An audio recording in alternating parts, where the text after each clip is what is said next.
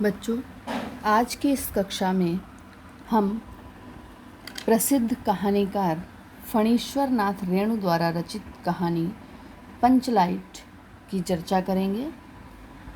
पंचलाइट कहानी को आप विभिन्न चित्रों के माध्यम से सुनेंगे, जिससे कि आपके मानस पटल पर कहानी अंकित हो जाए। रेणु जी एक प्रसिद्ध आंचलिक कथाकार हैं।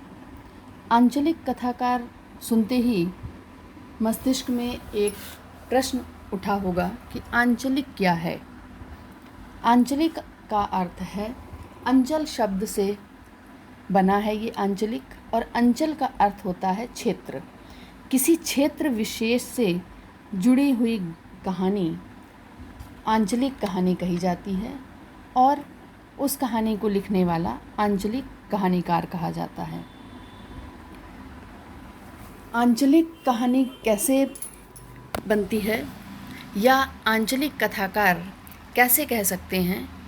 जब कोई कहानी या कोई घटना किसी क्षेत्र के किसी विशेष क्षेत्र के, चाहे वो ग्रामीण क्षेत्र हो, शहरी हो, किसी एक क्षेत्र विशेष के सामाजिक व्यवहार, नैतिक व्यवहार, वहाँ के धार्मिक आयोजन, पूजा पाठ, व्रत, नियम, मेला, त्योहार, अन्य इस प्रकार से, चाहे वो वेशभूषा, वाणी, बोलचाल, भाषा, पहनावा या आपसी व्यवहार या किसी वस्तु को एक विशेष दर्जा मिलता है किसी क्षेत्र विशेष से जुड़ने के कारण, तो वह आंचलिक कही जाती है। प्रेमचंद के बाद यदि ग्रामीण वातावरण और उसकी समस्याओं को किसी ने दर्शाया है, तो वो फणीश्वर नाथ रेणु जी ने। प्रेमचंद की कहानियों में हम देखते हैं कि उन्हें जनजीवन से केवल सहानुभूति थी, वो लिखते हैं केवल, किंतु फणीश्वर नाथ रेणु पात्रों के साथ आत्मीयता और तादात्म्य संबंध स्थापित कर लेते हैं। कैसे? उनकी कहानियाँ कहीं दूर बैठकर नहीं लिखी गईं। उनकी कहानियाँ पात्रों के बीच जाकर में, कहानियों के बीच में स्वयं को पाते हैं। वे बीच में जाकर उन्होंने कहानियाँ लिखी। रेणु जी में संवेदना और निरीक्षण की अपूर्व शक्ति है। हिंदी कथा जगत में इनका आगमन एक ऐतिहासिक घटना कह सकते हैं, और इनकी कहानियों में सूक्ष्म ताने बाने का अपूर्व कौशल। सूक्ष्म ताना बाना मतलब छोटी से छोटी वस्तु को भी ये प्रकाश में ला देते हैं। जैसे कि पंचलाइट कहानी, यहाँ पर पंचलाइट पेट्रोमैक्स जिसे हम कह सकते हैं। पेट्रोमैक्स एक बहुत ही साधारण सी वस्तु है, जिसे लेकर इन्होंने एक ऐसी घटना रची है, एक ऐसी कहानी रची है कि जिसमें पात्र, घटनाएं, भाव चित्रों की बहुलता है, और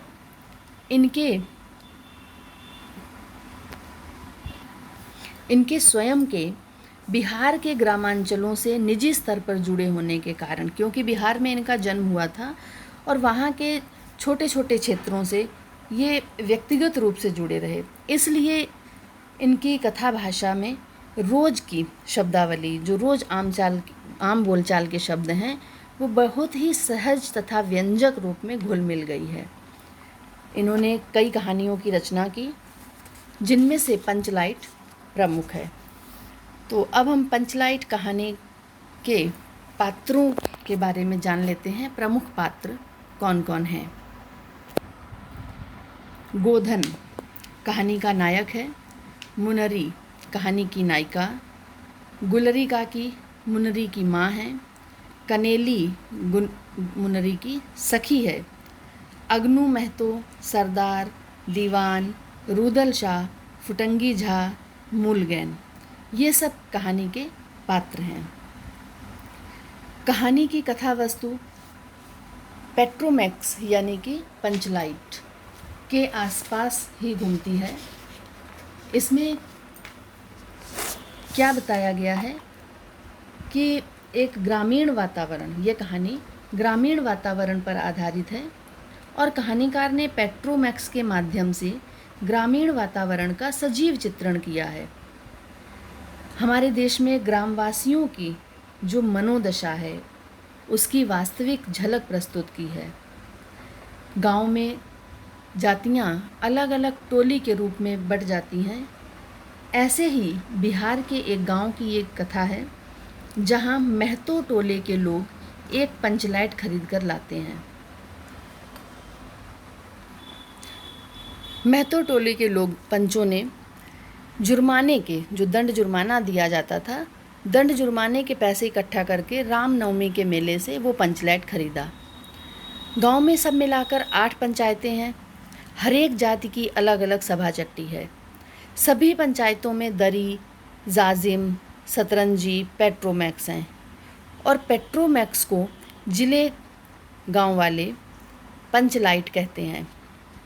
इस प्रकार उन्होंने पंचलाइट खरीदा, जो पैसे इकट्ठा किए थे, और जो 10 रुपये उसमें बच गए उससे उन्होंने पूजा पाठ का सामान लिया, क्योंकि सरदार ने कहा कि कोई भी कलपुर्जे वाली चीज़ बिना पूजा पाठ के नहीं शुरू करनी चाहिए। तो अब बड़ी खुशी खुशी पेट्रोमैक्स लेकर वो गांव आते हैं। गांव आने के बाद अब सवाल उठता है कि पेट्रोमैक्स जलाएगा कौन। सब उत्सव मनाने लगते हैं, नाचते गाते हैं, खुश होकर लेकर आते हैं, किंतु जब कोई जलाना नहीं जानता तो सब शांत होकर बैठ जाते हैं। सभी टोली के सभी स्त्री पुरुष उसे देखने के लिए आते हैं, पर उन्हें कोई जला नहीं पाता, कोई किसी को जलाना नहीं आता। अब दूसरे टोली के पास जाकर किसी से जलवाएं तो इससे अपनी जाति का अपमान प्रतीत हो रहा था। गोधन को गांव वालों ने बहिष्कार कर रखा है। गोधन जो गांव का एक युवक है, उसे गांव वालों ने बहिष्कार कर रखा है। इसी टोली का, महतो टोली का युवक था जिसकी शिकायत काकी ने की थी, गोलरी काकी ने, पंचों से, जिस कारण से उसे जाति से बाहर निकाल दिया गया था। पेट्रोमैक्स ना जल पाने से चारों ओर उदासी छा गई। अंधेरा बढ़ने लगा। किसी ने अपने घर में आज ढिबरी भी नहीं जलाई। आज पंचलाइट के सामने ढिबरी कौन जलाता। सब किए कराए पर पानी फिर रहा था। सरदार, दीवान, छड़ीदार के मुंह में बोली नहीं। पंचों के चेहरे उतर गए। किसी ने दबी आवाज़ में कहा, कल कब्जे वाली चीज़ का बड़ा नखरा होता है। एक नौजवान ने आकर सूचना दी कि राजपूत टोली के लोग हंसते हंसते पागल हो रहे हैं। कहते हैं कान पकड़कर पंचलाइट के सामने 5 बार उठो बैठो, तुरंत जलने लगेगा। पंचों ने मन ही मन कहा, भगवान ने हंसने का मौका दिया है, हंसेंगे नहीं। एक बूढ़े ने आकर खबर दी, रूदल सा बनिया भारी बतंगड़ आदमी है, कह रहा है कि पंचलाइट का पप्पू जरा होशियारी से देना। गुलरी काकी की बेटी मुनरी के मुंह में बार बार एक बात मन में आकर लौट जाती है। वह कैसे बोले। वह जानती है कि गोधन पंचलाइट बालना जानता है, लेकिन गोधन का हुक्का पानी तो पंचायत से बंद है। मुनरी की माँ ने पंचायत से फरियाद की थी कि गोधन रोज़ उनकी बेटी को देखकर सलम सलम वाला सलीमा का गाना गाता है। पंचों की निगाह पर गोधन बहुत दिनों से चढ़ा हुआ था। दूसरे गांव से आकर बसा है और अब तक टोले के पंचों को पान सुपारी खाने के लिए कुछ नहीं दिया। परवाह भी नहीं करता है। बस पंचों को मौका मिला, 10 रुपया जुर्माना न देने से हुक्का पानी बंद, और आज तक गोधन पंचायत से बाहर है। उससे कैसे कहा जाए, मुनरी उसका नाम कैसे ले, और उधर जाति का पानी उतर रहा है। मुनरी ने चालाकी से अपनी सहेली के कान में ये बात डाल दी, कनेली। अब कनेली मुस्कुरा कर रह गई। गोधन तो बंद है। मुनरी बोली, तो कह देना सरदार से। गोधन जानता है पंचलाइट बालना। कनेली बोली, कौन गोधन, कौन जानता है पंचलाइट बालना। लेकिन सरदार ने दीवान की ओर देखा और दीवान ने पंचों की ओर। पंचों ने एक मत होकर हुक्का पानी बंद किया है। सलीमा का गीत गाकर आंख का इशारा मारने वाले गोधन से गांव भर के लोग नाराज थे। सरदार ने कहा, जाति की बंदिश क्या, जबकि जाति की इज्जत ही पानी में बही जा रही है। क्यों जी दीवान? दीवान ने कहा, ठीक है। और पंचों ने एक ही स्वर में कहा, ठीक है, गोधन को खोल दिया जाए। सरदार ने छड़ीदार को भेजा। छड़ीदार वापस आकर बोला, गोधन आने को राजी नहीं हो रहा। कहता है पंचों की क्या पतीत है, कोई कल कब्जा बिगड़ गया तो मुझे ही दंड जुर्माना भरना पड़ेगा। छड़ीदार ने रोनी सूरत बनाकर कहा, किसी तरह गोधन को राजी करवाइए, नहीं तो कल से गांव में मुंह दिखाना मुश्किल हो जाएगा। गुलरी काकी बोली, जरा मैं देखूं कह के। गुलरी काकी उठकर गोधन के झोपड़े की ओर गई, गोधन को मना लाई। सभी के चेहरे पर आशा की नई रोशनी चमकी। गोधन चुपचाप पंचलैट में तेल भरने लगा। सरदार की स्त्री ने पूजा की सामग्री के पास चक्कर काटती हुई बिल्ली को भगाया। कीर्तन मंडली का मूल गैन मूर्छल के बालों को संवारने लगा। गोधन ने कहा, स्पिरिट कहाँ है? बिना स्पिरिट के कैसे जलेगा? लो मज़ा। अब ये दूसरा बखेरा खड़ा हुआ। सभी ने मन ही मन सरदार, दीवान और पंचों की बुद्धि पर अविश्वास प्रकट किया। बिना बूझे समझे काम करते हैं ये लोग। उपस्थित समूह में फिर मायूसी छा गई। लेकिन गोधन बड़ा होशियार लड़का है, बिना स्पिरिट के ही पंचलैट जलाएगा। थोड़ा गरी का तेल ला दो। मुनरी दौड़ कर गई और एक मलसी गरी का तेल ले आई। गोधन पंचलैट में पंप देने लगा। पंचलैट की रोशनी धीरे धीरे आने लगी। गोधन कभी मुंह से फूंकता, कभी पंचलैट की चाबी घुमाता। थोड़ी देर बाद पंचलैट से सनसनाहट की आवाज़ निकलने लगी। रोशनी बढ़ती गई। लोगों के दिल का मैल दूर हो गया। गोधन बड़ा काबिल लड़का है। और इस प्रकार पंचलैट जल गया। अंत में पंचलाइट की रोशनी से सारी टोली जगमगा उठी तो कीर्तनिया लोगों ने एक स्वर में महावीर स्वामी की जय ध्वनि के साथ कीर्तन शुरू किया। पंचलाइट की रोशनी में सभी के मुस्कुराते हुए चेहरे स्पष्ट हो गए। गोधन ने सबका दिल जीत लिया। मुनरी ने हसरत भरी निगाह से गोधन की ओर देखा और कहा सुना माफ़ करना, मेरा क्या कसूर। सरदार ने गोधन को बहुत प्यार से पास बुलाकर कहा, तुमने जाति की इज्जत बचाई है, तुम्हारा साथ खून माफ़, खूब गाओ सलीमा का गाना।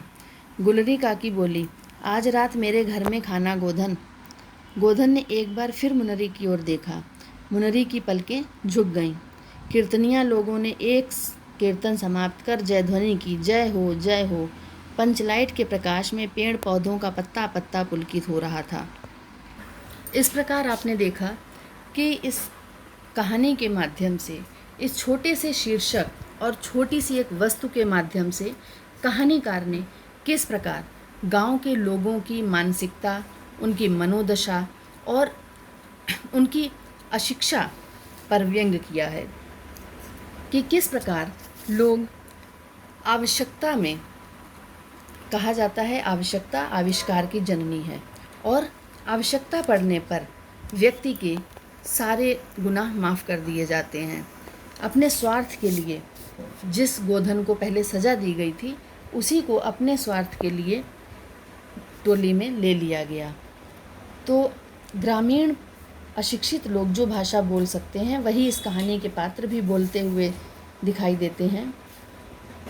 व्यंग के साथ साथ कहीं कहीं पर हंसी का पुट भी मिलता है। ग्रामीणों की आपसी ईर्ष्या, द्वेष आदि भावनाओं को भी कहानीकार ने स्पष्ट किया है और वार्तालाप, भाषा, पूजा पाठ आदि के द्वारा वातावरण को सजीव बनाया है। तो अब हम आगे कहानी का उद्देश्य पढ़ेंगे। पंचलाइट कहानी का उद्देश्य। फणीश्वर नाथ रेणु हिंदी साहित्य जगत के सुप्रसिद्ध आंचलिक कथाकार हैं। ग्रामीण अंचलों से उनका निकट का परिचय है। बिहार के अंचलों से सजीव चित्र उनकी कथाओं के अलंकार हैं। पंचलाइट भी बिहार के परिवेश की कहानी है। ये कहानी के माध्यम से लेखक ने बिहार के पिछड़ेपन की ओर भी संकेत किया है कि राज्य में किस प्रकार, और राज्य में बल्कि देश में इस प्रकार के कई राज्य होंगे जहाँ अशिक्षा और पिछड़ापन अभी भी बना हुआ है। कहानीकार ने ग्रामीण अंचल का वास्तविक चित्र खींचा है। आवश्यकता किस प्रकार बड़े से बड़े संस्कार और निषेध को अनावश्यक सिद्ध कर देती है, इसी केंद्रीय भाव के आधार पर कहानी के माध्यम से एक महत्वपूर्ण उद्देश्य को स्पष्ट किया गया है। गोधन द्वारा पेट्रोमैक्स जला देने पर उसकी सब गलतियां माफ़ कर दी जाती हैं, उस पर सारे लगे प्रतिबंध हटा दिए जाते हैं तथा उसे मनचाहे आचरण की छूट मिल जाती है। ग्रामवासी जाति के आधार पर अनेक टोलियों में बट जाते हैं, आपस में ईर्ष्या द्वेष के भावों से भरे रहते हैं। इसका बड़ा सजीव चित्रण इस कहानी में प्रस्तुत किया गया है। कहानीकार ने यह स्पष्ट किया है कि आधुनिक युग में अभी भी कुछ गांव और जातियां पिछड़े हुए हैं। रेणु जी ने अप्रत्यक्ष रूप से ग्राम सुधार की प्रेरणा दी है और शिक्षा का प्रसार करने पर बल दिया है। तो आशा है कि ये कहानी आपको समझ में आ गई होगी और कहानी को सुनने के बाद आपको याद करने की आवश्यकता नहीं रह गई होगी। अब परीक्षा में कहानी का सारांश आप अच्छी तरह से लिख सकेंगे, सारांश या उद्देश्य दोनों ही। धन्यवाद।